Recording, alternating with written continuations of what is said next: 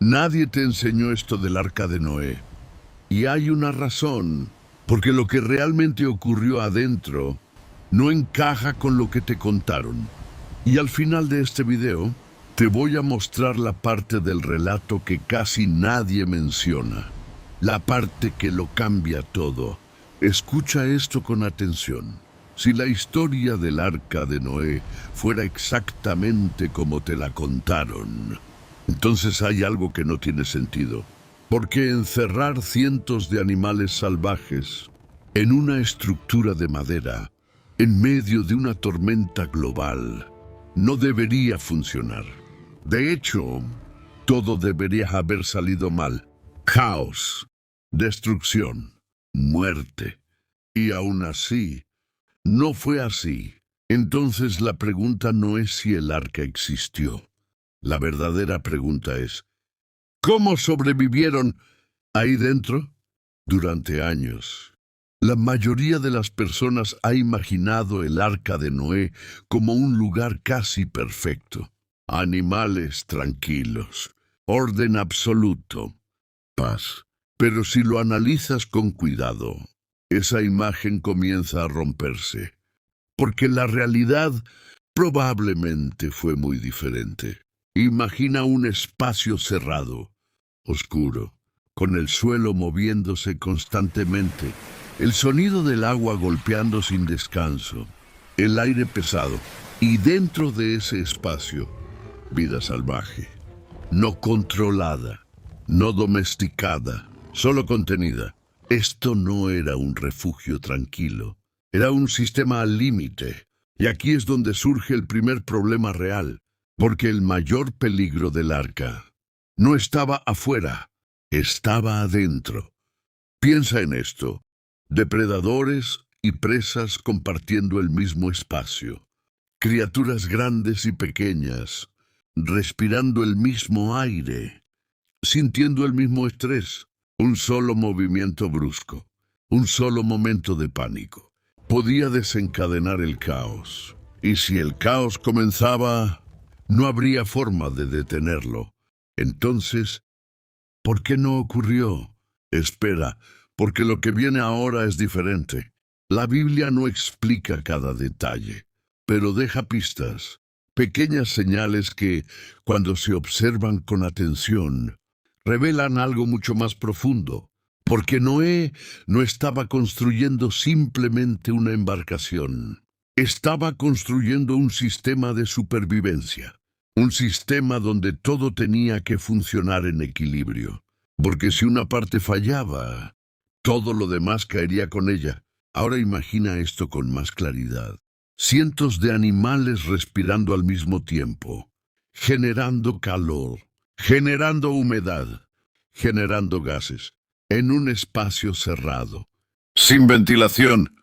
La vida dentro del arca sería imposible en cuestión de horas, no días, horas.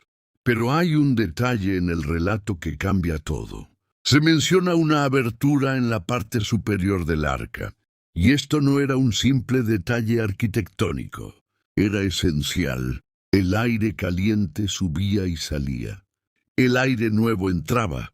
Se creaba un flujo constante, invisible, pero vital. Sin ese sistema, el arca se habría convertido en una trampa mortal, y nadie habría sobrevivido para contarlo. Pero el aire no era el único problema. Había algo incluso más peligroso: el equilibrio. Imagina todo ese peso moviéndose, cada paso de un animal grande, cada cambio de posición, cada desplazamiento. Todo eso afectaba la estabilidad del arca, y si el peso se concentraba en un solo lado, el arca podía inclinarse, y si se inclinaba demasiado, podía volcar en medio de una tormenta global, sin posibilidad de rescate. Entonces la pregunta es inevitable: ¿cómo evitaron eso? La respuesta está en el diseño. El arca no fue construida al azar. Sus proporciones eran específicas: larga, ancha y lo suficientemente baja para mantenerse estable. No fue diseñada para velocidad. No fue diseñada para dirección. Fue diseñada para resistir, para mantenerse a flote, incluso cuando todo alrededor era destrucción. Su forma ayudaba a distribuir el peso, a reducir el impacto del movimiento, a soportar la fuerza del agua. Era, en esencia, una estructura pensada para sobrevivir. Y aquí hay algo que pocos saben. Investigadores modernos han estudiado esas proporciones y encontraron que eran casi perfectas para resistir olas extremas. No era una barca improvisada, era ingeniería, pero eso no es lo más impresionante.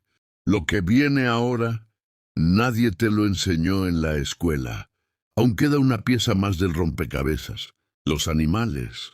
Porque en condiciones normales, muchos de ellos no podrían convivir. Un depredador y su presa en el mismo espacio. Eso no es natural. Eso no es estable. Entonces, ¿por qué no hubo un caos constante? Aquí es donde todo se vuelve aún más interesante. Porque en situaciones extremas, muchos animales cambian su comportamiento, reducen su actividad, se vuelven más pasivos, conservan energía, se mueven menos, reaccionan menos. Los científicos llaman a esto respuesta de conservación ante el estrés. Es como si el cuerpo del animal entendiera que no puede gastar energía en conflicto, cuando la supervivencia misma está en juego. Y si eso ocurrió dentro del arca, explicaría algo fundamental: el silencio relativo, la reducción del conflicto, la posibilidad de mantener el control. No fue magia, fue biología. Pero aún hay otro problema que casi nadie considera: la comida. Cientos de animales, 40 días, más el tiempo antes y después del diluvio. ¿De dónde venía todo ese alimento? El relato dice que Noé almacenó provisiones, pero piénsalo en términos reales: granos secos, heno comprimido, frutas deshidratadas, alimentos que no se pudren rápido, alimentos que ocupan poco espacio, alimentos que pueden alimentar tanto a herbívoros como a omnívoros. No era improvisación, era planificación. Y el agua dulce, en medio de un diluvio de agua salada, tenía que ser almacenada con anticipación. Cada detalle fue calculado, nada fue dejado al azar. Aún así, nada era perfecto. Cada día era una prueba. El sonido del agua nunca desaparecía, el movimiento tampoco. El aire, aunque circulaba, seguía siendo pesado. El cansancio se acumulaba, la tensión permanecía, porque afuera el mundo estaba desapareciendo y adentro todo dependía de que ese sistema siguiera funcionando. Imagina que eres tú, adentro, sin ventanas, sin saber qué día es, sin saber cuándo termina, sin poder salir. El diluvio no fue solo lluvia, fue destrucción total, el colapso de todo lo conocido. Las aguas subiendo sin detenerse, cubriendo la tierra, borrando todo a su paso. Y dentro del arca no había forma de ver lo que ocurría afuera. Solo podían imaginar, solo podían escuchar, solo podían resistir. El tiempo comenzó a perder sentido. Los días se hicieron largos, las noches interminables.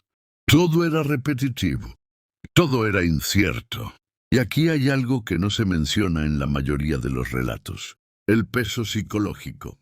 Noé no era solo un constructor, no era solo un cuidador de animales, era el responsable de todo.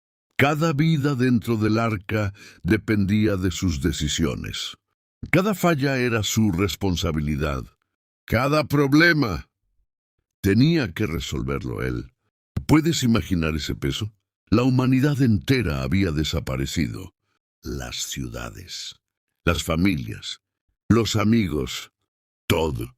Y él seguía adentro, en silencio, en movimiento constante, sin saber si algún día vería tierra de nuevo. Eso no es solo supervivencia física, eso es una prueba mental de un nivel que muy pocos en la historia han enfrentado. Y aquí surge una pregunta que muchos evitan hacerse. ¿Qué pasó con los demás? Con los que estaban afuera, con los que vieron el arca ser construida, con los que tuvieron años para entrar y no entraron. Piénsalo. Noé no construyó el arca en secreto. Era una estructura enorme, visible, imposible de ignorar. Las personas a su alrededor la vieron crecer, año tras año, y aún así no creyeron. No porque no tuvieran información, sino porque eligieron no actuar con ella. Y cuando llegó la lluvia, la reacción no fue inmediata. Al principio, probablemente parecía normal, una tormenta más, pero el agua no paró. Y cuando quisieron subir, ya era demasiado tarde. El relato no describe gritos, no describe desesperación.